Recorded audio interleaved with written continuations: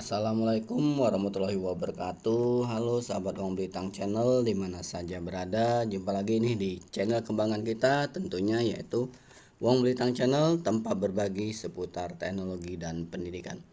Sahabat Wong Blitang Channel dimana saja berada, kita pada kesempatan kali ini akan berbagi masih seputar uji kompetensi jabatan fungsional guru, yaitu meneruskan video terkait dengan tryout uji kompetensi guru, yaitu pedagogik dan profesional, yaitu part terakhir, yaitu part ke-13 kalau nggak salah. Rekan-rekan sahabat Om Blitang Channel dimana saja berada, seperti biasa kami mengingatkan kepada rekan-rekan semua bahwa video ini adalah niatnya untuk berbagi dan sekaligus untuk mengupgrade pengetahuan kita terkait dengan pembelajaran. Jikalau nanti ketika rekan-rekan menghadapi uji kompetensi dan ternyata soalnya tidak seperti yang rekan-rekan jumpai di channel kami mohon maaf yang sebesar-besarnya, karena niat kami hanya berbagi, karena moto kami adalah berbagi dan terus berbagi kepada rekan-rekan semua. Dan juga kami juga mengingatkan kepada rekan-rekan, di deskripsi kami sudah menautkan beberapa playlist, yaitu salah satunya uji kompetensi, baik itu uji kompetensi guru, uji kompetensi pengawas, dan kurikulum merdeka serta yang lainnya. Dipersilahkan dilihat di deskripsi, nanti rekan-rekan silahkan sesuaikan dengan kebutuhan rekan-rekan semua. Dan yang terakhir ya, seperti biasa sebelum kita lanjut, kami di sini mohon bantuan kepada rekan-rekan untuk like, share, dan subscribe dari rekan-rekan semua. Karena dengan bantuan like, share, subscribe dari rekan-rekan, kami tambah semangat dan terus semangat berbagi dan terus berbagi, dan semoga channel kita ini terus berkembang dan manfaatnya bisa dirasakan oleh seluruh rekan-rekan di Nusantara, seluruh Nusantara. Amin ya robbal alamin. Sahabat Wong Blitang Channel dimana saja berada, oke, ini part terakhir, yaitu dari nomor 141 sampai 150. Jadi kami beri nama tryout. Kenapa? Karena kami akan baca soal, selanjutnya kami baca pilihan ganda, dan kami beri waktu rekan-rekan untuk menjawab, dan selanjutnya kami beritahu jawabannya. Dan apabila rekan-rekan ingin adanya pembahasan, silakan rekan-rekan lihat di playlist. Di situ kami juga ada menyediakan soal-soal yang beserta pembahasannya. Oke, soal nomor 141. Ciri-ciri kelas yang menggunakan pembelajaran contextual teaching learning (CTL) adalah sebagai berikut, kecuali A. Sharing dengan teman, B. Guru kreatif, C. Pengalaman nyata, D. Menggunakan satu sumber. Silahkan rekan-rekan dijawab untuk nomor 141. A, B, C, atau D? Ya, monggo dipersilakan. Oke, jawabannya adalah yang kecuali, maka menggunakan satu sumber. Oke, kita warnai dulu ya rekan-rekan.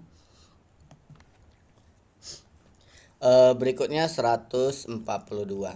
Dalam memilih dan mengembangkan materi pembelajaran, Ibu Murni Nugroho selalu menyeleksi materi pembelajaran yang telah teruji kebenarannya, tidak ketinggalan zaman, dan memberikan kontribusi untuk pemahaman ke depan. Kriteria penyeleksian dan pemilihan materi pembelajaran tersebut memenuhi kriteria A. Sahih, B. Kebermanfaatan, C. Layak dipelajari, dan D. Menarik minat. Monggo dipersilakan rekan-rekan untuk 142. Intinya mengembangkan materi pembelajaran itu diseleksi terlebih dahulu tentang kebenarannya, ketinggalan zaman atau tidaknya. Apakah yang A, B, C, atau D? Nomor 142. Ya, 142 jawabannya adalah yang B, yang sahih, yaitu yang A. Oke, berikutnya 143. Ibu Rosa menyiapkan materi pelajaran yang dengan cara dimulai dari materi-materi yang dikenal siswa, kemudian menuju hal-hal baru dan dianggap lebih mendalam. Bentuk pengembangan materi yang disusun Ibu Rosa mengikuti pola A. Kausal, B. Spiral, C. Kronologis, D. Inquiry. Oke, monggo dipersilakan. Intinya mengenalkan siswa dengan menuju hal-hal baru. Pola apa rekan-rekan? A, B, C, D. Ya, itu jawabannya adalah yang, ya betul sekali, yang B, spiral. Kita warnai. Oke, yang berikutnya 144. Memilih media pembelajaran hendaknya tidak boleh sembarangan, tetapi harus didasarkan pada kriteria tertentu.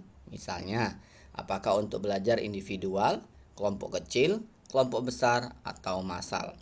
Pernyataan tersebut dalam memilih media termasuk ke dalam kriteria A. Tujuan, B. Sasaran didik, C. Ketersediaan, D. Konteks penggunaan. Monggo dipersilakan rekan-rekan, kita lihat lagi baca soalnya. Setelah baca soalnya, kita coba baca pilihan gandanya, apakah A, B, C, atau D. Ya, betul, jawabannya adalah yang D, konteks penggunaan. Oke, kita warnai. Berikutnya yaitu, pada saat mempersiapkan pembelajaran, seorang guru dapat menyusun strategi pembelajaran dan menentukan media yang akan digunakan dalam pembelajaran tersebut. Kemampuan dasar yang harus dimiliki seorang pendidik terkait dengan keterampilan memilih media pembelajaran adalah A. Pendidik harus mengetahui latar sosial budaya siswa dan sekolah. B. Pendidik harus memahami karakteristik dari media pembelajaran tersebut. C. Pendidik harus menyesuaikan diri dengan kemampuan sekolah. Dan D. Pendidik menyesuaikan dengan materi pembelajaran. Oke, monggo dipersilakan 145. Jawabannya adalah A, B, C, ataukah D? Ya, jawabannya adalah yang B. Pendidik harus memahami karakteristik dari media pembelajaran tersebut. Kita warnai dulu. Berikutnya yaitu 146. Pada saat mempersiapkan pembelajaran, seorang guru harus dapat menentukan jenis media yang tepat sesuai dengan materi. Dilihat dari kemampuan jangkauannya, media dapat dibagi ke dalam A. Media yang memiliki daya liput yang luas dan media yang memiliki daya liput terbatas. B. Media yang dapat didengar saja dan media yang dapat dilihat. C. Media tradisional dan media berbasis stick. D. Media 2 dimensi dan media 3 dimensi. Oke, dipersilakan rekan-rekan 146, jawabannya apakah A, B, C, ataukah D? Ya, jawabannya adalah yang A, benar. Media yang memiliki daya liput yang luas dan media yang memiliki daya liput terbatas. Kita warnai dulu ya rekan-rekan sebentar. Oke. Berikutnya 147. Di ruang media tersedia berbagai macam media yang sudah berdebu dan agak usang. Sebagai seorang pendidik yang kreatif, sebaiknya dapat memanfaatkan media dan memilih media mana yang akan digunakan. Dia memiliki beberapa pertimbangan dalam hal ini. Pertimbangan dalam memilih media pembelajaran yang harus diperhatikan adalah A. Tujuan, sasaran didik, karakteristik media, waktu pengoperasian, biaya, ketersediaan, konteks penggunaan, dan mutu teknis. B. Sasaran didik, karakteristik media, waktu mengoperasikan, tujuan, visi misi sekolah, dan konteks penggunaan. C. Tujuan, sasaran didik, karakteristik media, visi sekolah, dan konteks penggunaan. Dan D. Kultur sekolah, tujuan, waktu pengoperasian, dan karakteristik media. Oke, silakan rekan-rekan 147, mohon maaf agak flu sedikit. Pilihannya yang A, B, C, atau D. 147 jawabannya monggo silakan rekan-rekan. Ya, 147 adalah yang betul sekali, yang A. Tujuan, sasaran didik, karakteristik media, waktu pengoperasian, biaya, ketersediaan, konteks penggunaan, dan mutu teknis. 148. Seorang guru harus mampu memanfaatkan media pembelajaran dan sumber belajar untuk mencapai tujuan pembelajaran utuh. Pernyataan berikut yang benar terkait dengan media pembelajaran adalah A. Media pembelajaran yang paling baik adalah media yang berbasis stick. B. Sebuah media dapat digunakan untuk semua kegiatan pembelajaran. C. Media dapat digunakan sebagai pembawa pesan dalam suatu kegiatan pembelajaran. D. Memilih media tidak perlu banyak pertimbangan agar tidak merepotkan. Jawaban 148 yaitu A, B, C, atau D.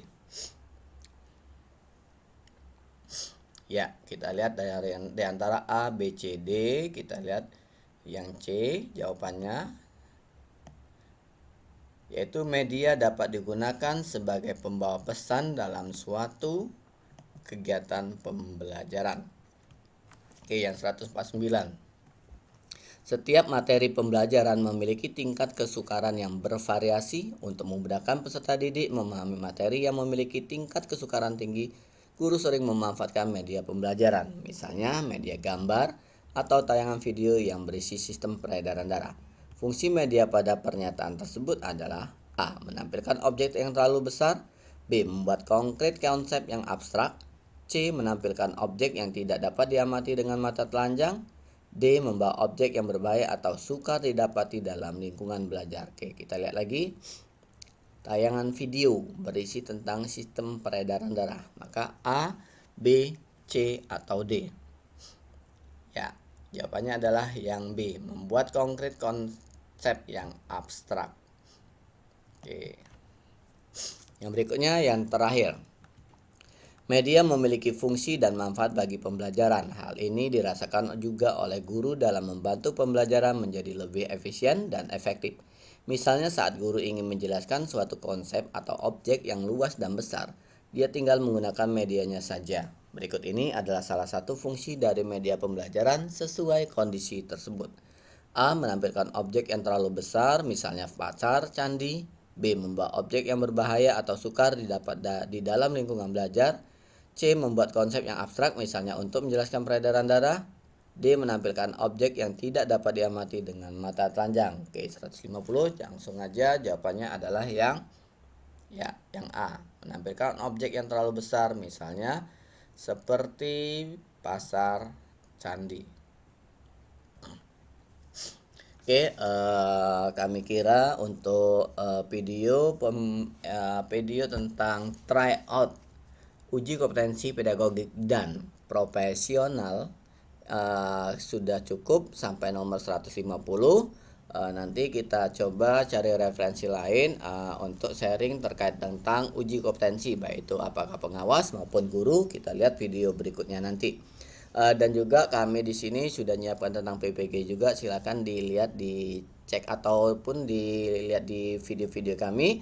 Dan kami juga di deskripsi sudah menyediakan playlist. Silakan kunjungi sesuai dengan kebutuhan rekan-rekan semua.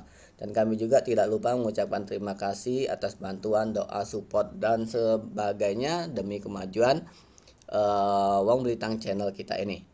Dan kami mendoakan semoga rekan-rekan diberikan kelancaran, kemudahan, dan mendapatkan hasil yang maksimal serta dinyatakan lulus ujian, baik itu ujian kompetensi jabatan fungsional guru, jabatan fungsional pengawas, maupun uji pretest PPG. Sekali lagi, sukses selalu untuk rekan-rekan semua.